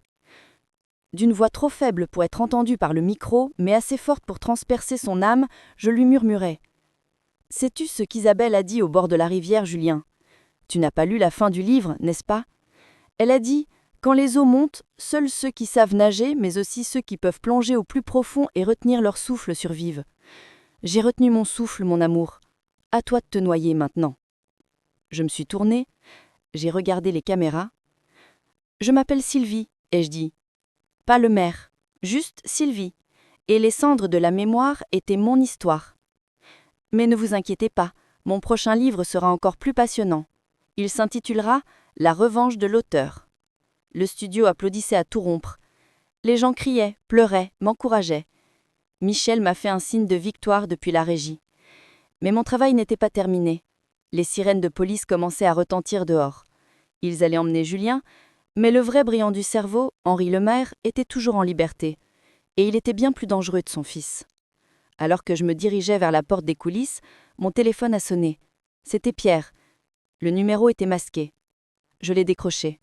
« Une performance formidable », dit la voix grave et métallique d'Henri. « Vous avez exécuté mon fils en direct. Félicitations. »« C'est à toi, Henri. » J'ai répondu. « N'en sois pas si sûre, petite dame. Tu penses avoir gagné la guerre, mais tu n'as remporté qu'une bataille. Je suis chez toi en ce moment, chez Pierre, et ton petit ami, comment dire, il est dans une situation délicate. » Mon sang se glaça. Pierre. Pierre qui m'avait protégé, qui m'avait ouvert sa porte. « Si tu lui touches... » « Chut !» dit Henri. « Les menaces ne sont pas dignes d'une crune. Si tu ne retires pas les originaux de ces documents et ta déposition à la police, la carrière d'écrivain de Pierre prendra fin avant même d'avoir commencé. Sa vie même prendra fin. Tu as 1 heure, Sylvie. Viens à l'ancien entrepôt. Viens seule. » Le téléphone s'éteignit. L'ivresse de la victoire fit soudain une vague de panique. En sortant du studio, les gens voulaient me féliciter, m'embrasser, mais je ne les entendais pas. Je n'avais qu'une image en tête. Pierre, entre les mains d'Henri. À cause de moi. Je portais toujours ma tenue rouge, mais elle ne me donnait plus l'impression d'être une armure, plutôt une cible. J'avais battu Julien, mais je devais maintenant affronter le boss final, Henri. Et cette fois, il n'y avait pas de caméra, pas de témoin, juste moi, Henri, et une vie en jeu. Qu'auriez-vous fait à ma place? Auriez-vous appelé la police, ou seriez-vous entré seul dans cet entrepôt, cette tanière de lionne, pour sauver votre ami? J'attends vos réponses dans les commentaires, car la décision que je vais prendre va tout changer. Quand je suis descendue du taxi, cette zone industrielle à la périphérie de Paris, Saint-Ouen, ressemblait à un décor de cinéma abandonné. Des containers rouillés, des lampadaires cassés et des aboiements de chiens au loin. Mon costume rouge sang brillait dans cette grisaille pourrie, comme une cible. L'entrepôt, décrit par Henri, était l'ancien dépôt de papier utilisé il y a des années par les éditions Le Maire. Julien m'y avait emmené quand j'étais enfant. À l'époque, cet endroit était rempli d'énormes rouleaux de papier et sentait l'encre. Aujourd'hui, il sentait la mort. L'énorme porte coulissante de l'entrepôt était légèrement entr'ouverte. Une faible lumière jaune s'échappait de l'intérieur. J'ai pris une profonde inspiration. Ce n'était pas l'air poussiéreux qui remplissait mes poumons, mais le courage. Pierre était à l'intérieur, à cause de moi. Si je faisais demi-tour maintenant, si je prenais peur et que j'allais voir la police, Henri aurait le temps de le tuer. Henri le maire ne menaçait pas, il agissait. La police mettrait au moins 15 minutes à arriver. Pierre n'avait pas autant de temps. Je me suis glissée à l'intérieur. L'entrepôt était immense. Les ombres dansaient entre les colonnes. Je marchais sur la pointe des pieds pour ne pas faire de bruit, mais mes talons ne me le permettaient pas vraiment. « Je savais que tu viendrais », dit cette voix familière et autoritaire. Henri. Il se tenait au milieu de l'entrepôt, à côté d'une vieille machine d'imprimerie. Il portait son impeccable manteau en cachemire bleu marine. Il tenait une canne dans une main et dans l'autre un pistolet au reflet métallique. Et Pierre était attaché à une chaise. Son visage était couvert de sang, ses lunettes étaient cassées et tombées par terre. En me voyant, il a essayé d'ouvrir ses yeux gonflés. « Va-t'en, Sylvie » gémit-il. « C'est un piège. »« Chut !» dit Henri en soulevant le menton de Pierre avec le bout de sa canne. « Ne sois pas impoli avec notre invité, mon garçon. » Il se tourna vers moi. Son visage exprimait une admiration dégoûtante. « Je dois avouer, Sylvie, que je t'ai sous-estimée. Ta performance dans ce studio, la façon dont tu as écrasé Julien comme un insecte, c'était une cruauté digne du nom de Le Maire. »« Lâche Pierre, Henri, dis-je.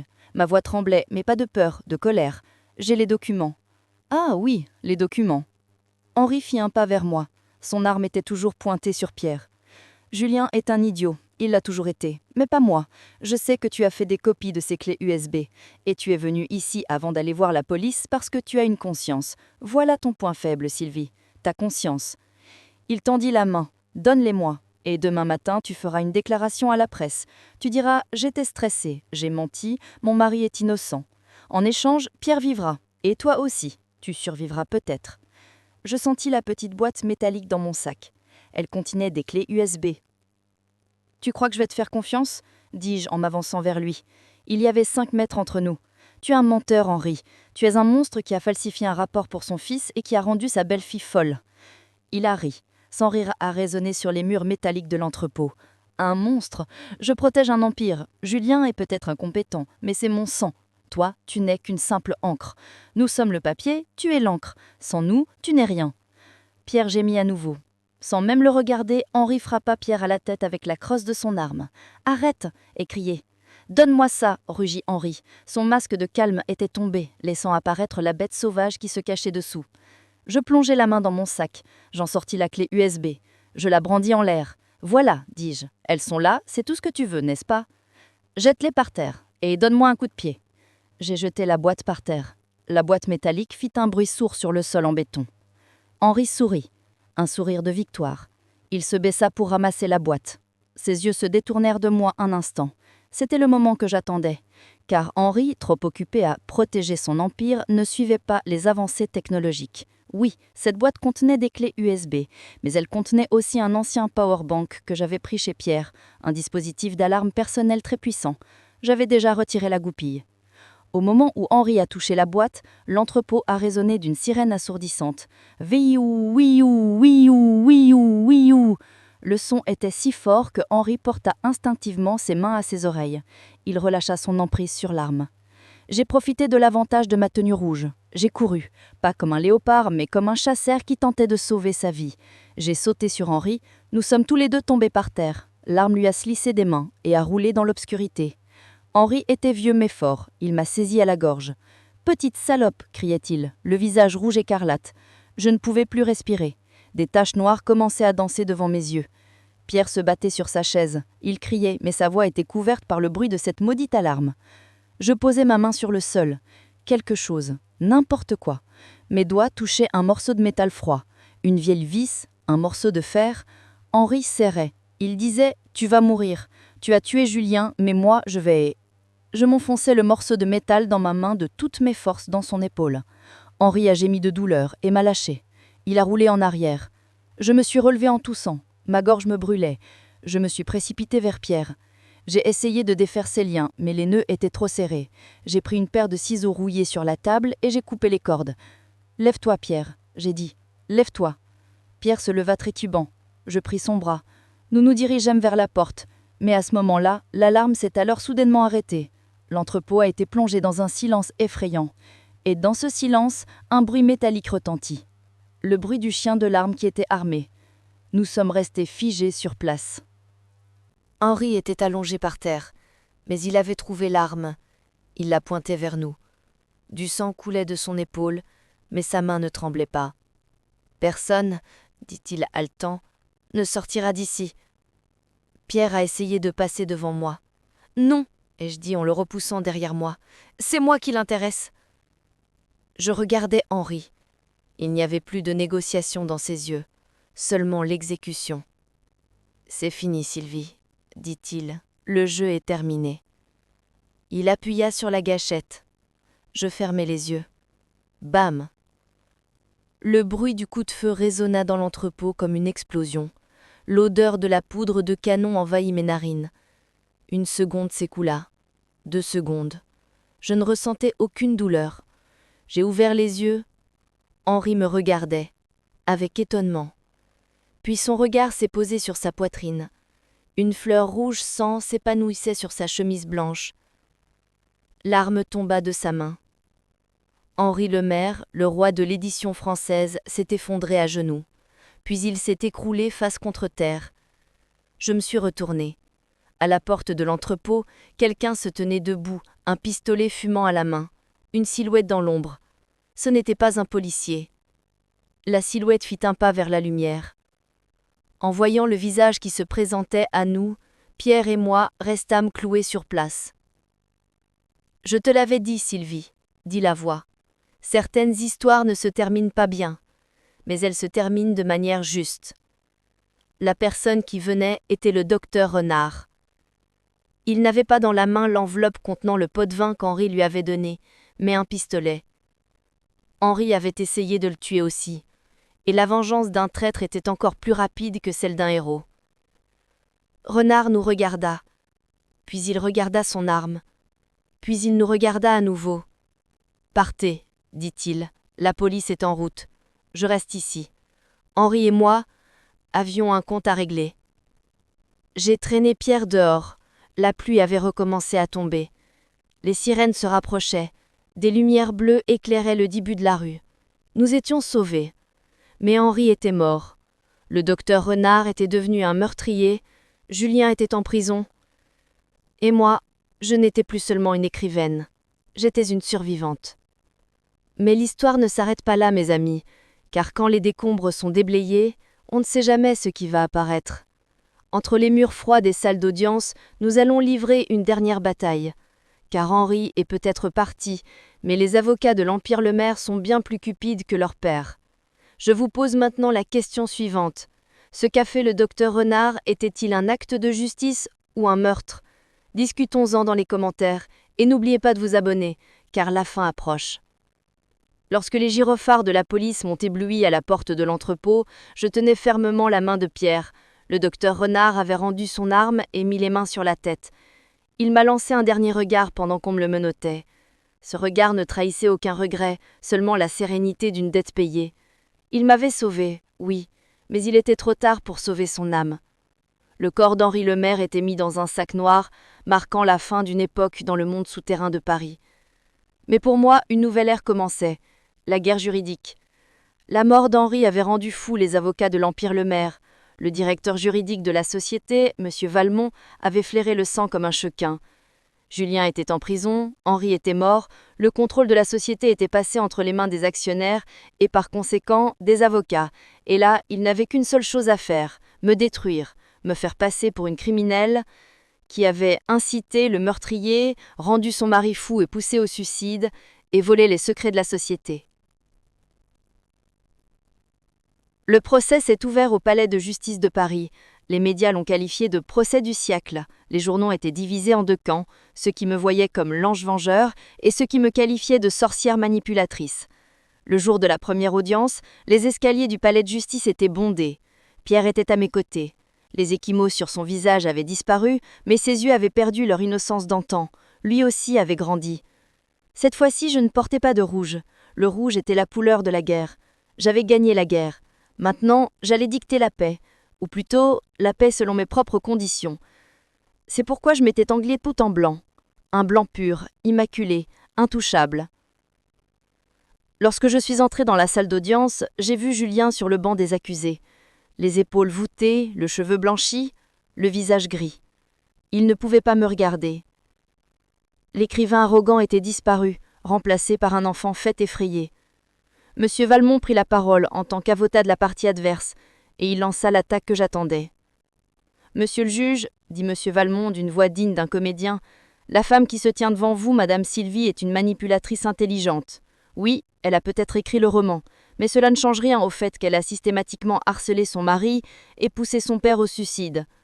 De plus, les documents qu'elle a volés de la boutique d'Ampiquité ont été obtenus par des moyens illégaux et ne peuvent être considérés comme des preuves. » Des murmures s'élevèrent dans la salle. Si les preuves étaient rejetées, Julien pourrait être libéré. Valmont se tournait vers moi, les yeux plissés. « Dites-moi, madame, la nuit où vous vous êtes échappée de l'hôpital psychiatrique, avez-vous agressé un employé? Avez-vous cambriolé un magasin? Est-ce là le comportement d'une personne équilibrée ?» Je me suis avancé vers la tribune. J'ai touché le métal froid du micro. J'ai pris une profonde respiration. Toute la France me regardait. « Monsieur Valmont, dis-je en voix claire comme du cristal, vous parlez de droit. Et la justice? Où était le droit lorsque mon mari et son père m'ont enfermée vivante dans un tombeau? Où était le droit lorsqu'ils ont prévenu de me faire subir une lobotomie? J'ai sorti un nouveau dossier de mon sac. C'était le 3e document que j'avais pris du coffre-fort cette nuit-là, mais que je n'avais montré à personne jusqu'à présent. Quant à l'illégalité des preuves, dis-je en brandissant le dossier, ce document que je tiens dans mes mains est le bilan financier des 10 dernières années de la maison d'édition Lemaire. Julien n'avait pas seulement mon roman L'âme, monsieur le juge, il avait également des livres de comptes prouvant que la maison d'édition blanchissait de l'argent sale par le biais de sociétés écrans. Le visage de Valmont devint livide.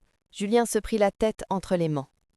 Les éditions Lemaire, poursuivis-je, n'étaient pas seulement un temple de la littérature, mais aussi une organisation criminelle qui finançait les dettes de jeu illégales et le réseau de corruption d'Henri Lemaire. Et Julien, pauvre Julien, non seulement il a volé mon roman, mais en signant ces documents, il s'est rendu complice de tous ces crimes. Je me suis tournée vers le juge. Si vous rejetez ces preuves, vous ne fermez pas seulement un procès pour plagiat, vous étouffez le plus grand scandale financier de France. À vous de choisir. Cela fit l'effet d'une bombe dans la salle.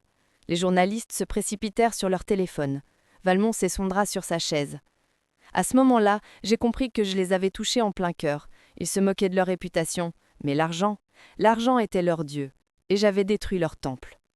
Julien alors était pris d'une crise. « Je ne savais pas, s'est-il écrié, c'est mon père qui m'a fait signer, je n'ai fait que rédiger, je voulais juste devenir célèbre. » Il avait avoué de sa propre bouche, à la fois la fraude et la complicité.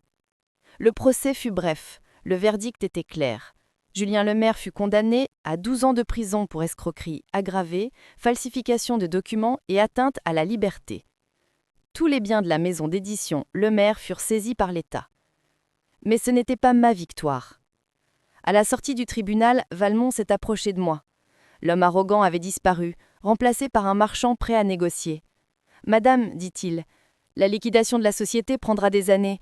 Les copies des documents que vous avez en votre possession, nous pouvons conclure un accord si vous ne les divulguez pas à la presse. J'ai souri. Que proposez-vous? La somme qui se trouve dans l'un des comptes secrets, une somme importante, et votre silence. Je l'ai regardé. À ce moment-là, j'ai pensé à l'ancienne Sylvie, assise dans ce petit café de Saint-Germain. Cette fille naïve. Elle aurait pris cet argent et se serait enfuie. Mais je n'étais plus cette fille. « Je ne veux pas de votre argent, Valmont, ai-je dit. « Que voulez-vous alors ?»« Les droits du nom de la maison d'édition, répondis-je. Pas le nom de mère, le bâtiment et l'imprimerie. Je vais acheter cet endroit, vous ferez en sorte que je sois prioritaire dans l'appel d'offres public. Mais que ferez-vous de cet endroit? Le nom le maire est entaché. Je vais retirer cette enseigne, ai-je répondu, et je mettrai mon nom à la place. Ce bâtiment ne sera plus une usine à mensonges. Il deviendra un refuge pour les vrais écrivains, pour les femmes dont la voix a été volée. Valmont me regarda avec stupéfaction. Vous êtes vraiment dangereux. Non, monsieur, répondis-je en ajustant le col de ma veste blanche. Je suis juste. Quand je suis sorti du palais de justice, des milliers de personnes m'attendaient dehors. Sylvie, Sylvie, criait-il. Il brandissait des pancartes. La plume est plus forte que l'épée. Tu n'es pas seul. Je me suis arrêté en haut des escaliers. Pierre m'a rejoint. Nous avons réussi, dit-il. Non, Pierre, ai-je dit en regardant le ciel. Les nuages s'étaient dissipés, le soleil brillait. Nous faisons que commencer. La destruction est terminée, il est temps maintenant de construire. Ce jour-là, en marchant dans les rues de Paris, je ne regardais plus derrière moi. J'étais sortie de l'ombre, et aucune obscurité ne pouvait plus engloutir une femme sortie de l'ombre. Mais la fin de l'histoire n'est pas seulement une décision de justice, la véritable victoire, c'est d'être l'éditeur de sa propre vie. Nous approchons de la fin. Nous allons lire comment le panneau du bâtiment Le Maire a été retiré, comment Claire, Pierre et moi nous avons construit ce nouveau monde et la dernière lettre de Julien depuis la prison. Et surtout, je vais vous révéler la dernière phrase du livre « La mémoire des cendres », parce que cette phrase était la clé de tout ce que nous avons vécu. Préparez-vous. La grande finale arrive, avec ses larmes et ses espoirs. 6 mois plus tard, il pleuvait légèrement sur le boulevard Saint-Germain, mais cette fois le ciel n'était pas gris, il était argenté. Debout sur le trottoir, je levai la tête et regardai vers le haut. Une énorme crène démontait une à une les lettres de laiton de la façade du bâtiment. L, E, M, A, I, R, E. Un empire centenaire se détachait de ses vis rouillées pour retomber sur le sol en béton.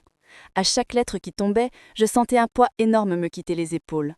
Pierre à mes côtés tenait son parapluie au-dessus de ma tête. « Tu vas avoir froid, Sylvie, me dit-il. » Je l'ai regardé. Il n'était plus le stagiaire timide d'autrefois. Son premier roman, Ombre et lumière, était entré dans la liste des meilleures ventes la semaine dernière. C'était le premier livre publié par ma maison d'édition. « J'en ai pas froid, dis-je en souriant. Je brûle. Ce feu me suffit pour me réchauffer. » La nouvelle enseigne à l'entrée du bâtiment était encore couverte, mais tout le monde connaissait son nom. Édition Phénix. Un cliché? Peut-être. Mais qui mieux que moi savait ce que signifiait renaître de ses cendres? Nous sommes entrés. Les couloirs sombres, lugubres et imprégnés d'odeurs de cigares avaient disparu. J'avais fait abattre les murs. Tout était désormais vitré, baigné de lumière. Le bureau de Henri, qui ressemblait à un donjon, était devenu un atelier où se réunissaient de jeunes écrivains, des femmes qui ne pouvaient pas se faire entendre, des génies rejetés. Claire était assise à la réception. Oui, Claire, cette infirmière courageuse qui m'avait fait fuir de la clinique cette nuit-là. Je l'avais sortie du sous-sol de la clinique et l'avais nommée directrice des ressources humaines de mon nouvel empire. « Bonjour patron, dit Claire en clignant l'œil. La journée sera chargée aujourd'hui. Vous avez 3 entretiens et le dîner de la fondation de ce soir. » La fondation que j'avais créée, le bouclier de Sylvie, apportait un soutien juridique aux femmes victimes de harcèlement et de violences psychologiques. La trahison du docteur Renard m'avait montré à quel point le système était corrompu. Je m'employais désormais à le réparer. Je suis montée dans mon bureau. Sur mon bureau, il y avait une seule enveloppe face à la vue de la Seine. Elle portait le cachet de la prison. Julien. J'ai ouvert l'enveloppe. Il avait écrit d'une main tremblante. Son écriture était brouillée. Même sa calligraphie parfaite était déformée. « Chère Sylvie », commençait-il. « Le temps ne passe pas ici. Ma cellule est très froide. Hier soir, je t'ai vue à la télévision. Tu fêtais l'ouverture de ta nouvelle maison d'édition. Tu étais si belle. Tu ne portais pas cette robe rouge, Mais tes yeux étaient toujours les mêmes que cette nuit-là. Sylvie, je ne te demande pas de me pardonner, car j'ai fait des choses impardonnables. Mais je veux que tu saches que même lorsque j'ai volé ce livre, je savais au fond de moi que tu étais meilleur que moi. Ce n'est pas la haine qui m'a poussé à essayer de te détruire, mais la peur. J'avais peur que mon ombre disparaisse à côté de ta lumière. Maintenant, je suis dans l'ombre. Et tu sais ce qui est ironique ? C'est ici, entre ces 4 murs, que j'ai vraiment commencé à écrire pour la première fois. Mais personne ne le lira, parce que je ne m'appelle plus le maire, mais le prisonnier numéro 4589. Un jour, si tu passes par là, tu m'apporteras peut-être un livre que tu auras écrit. Au revoir, Julien. Savez-vous ce que j'ai ressenti en lisant cette lettre ? Rien. Ni haine, ni pitié, ni amour. Juste le sentiment de conclusion que procure le fait de tourner la dernière page d'une histoire terminée. Je n'ai pas froissé la lettre pour la jeter à la poubelle. Je l'ai rangée dans le dossier archives. Parce qu'on ne peut pas ignorer le passé. On peut seulement le mettre de côté et se concentrer sur l'avenir. Je me suis approchée de la fenêtre. En bas, Paris défilait. Les gens couraient, tombaient amoureux, se séparaient, pleuraient et riaient. Et moi, au-dessus de cette foule, au sommet de la tour que j'avais construite, je respirais enfin. On a toujours demandé « Que raconte la mémoire des cendres ?» Isabelle s'en sort-elle finalement ? Je n'avais révélé la fin du livre à personne. Même Julien ne l'avait pas lu, si vous vous souvenez bien. Il n'en connaissait que le résumé. Mais maintenant, il est temps de révéler cette dernière phrase à vous, mes amis, qui avez vécu cette histoire avec moi. Car cette phrase n'est pas seulement la fin d'un roman, c'est le résumé de ma vie. Le livre se termine par Isabelle, qui se tient devant sa maison en feu, et trouve une seule photo intacte parmi les cendres. Et elle dit « Le feu peut tout emporter, mais tant que tu te souviens de qui a allumé le feu, le palais que tu construiras sur ces cendres sera bien plus solide que l'ancien. » Je m'en suis souvenu. Je n'ai jamais oublié qui a allumé le feu, qui m'a brûlé. Et ce souvenir est devenu mes briques. Je vis désormais dans ce palais. Je ne suis pas seule. Pierre écrit son nouveau livre dans la pièce voisine. Claire sauve une nouvelle vie en bas. Et moi, je prends mon stylo. Car il y a de nouvelles histoires à écrire, de nouveaux murs à abattre. Je suis Sylvie. J'étais autrefois une ombre. Maintenant, je suis mon soleil. Et voici mon dernier mot. Si un jour vous vous sentez désespéré et seul dans une pièce sombre, si quelqu'un vous dit « tu n'es rien », souvenez-vous de ce morceau de métal, souvenez-vous de cette évasion de 15 minutes, et ne laissez jamais, jamais quelqu'un d'autre tenir votre stylo. Merci d'avoir écouté mon histoire. Ce n'est pas une fin, que ce soit le début de votre histoire.